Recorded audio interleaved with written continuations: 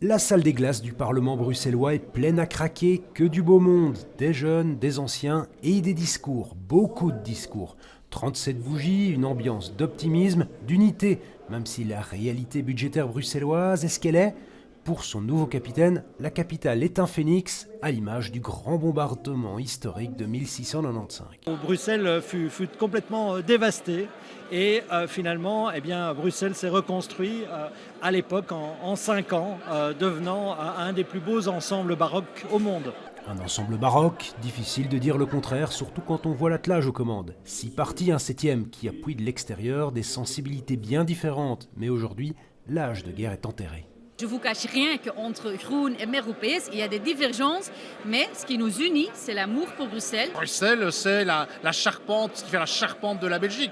Donc aujourd'hui, c'est un jour de fête, de rassemblement. Pour sauver la politique, s'il n'y a pas de frottement, ça veut dire qu'on n'est plus en démocratie. Hein. Et démocratie rime avec économie, ce qui hérisse l'opposition, même aujourd'hui.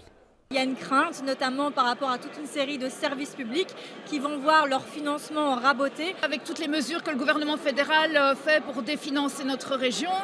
Et puis on aurait eu besoin d'un gouvernement bruxellois qui protège la région et on voit plutôt qu'elle la punit. Des économies assumées dans la majorité.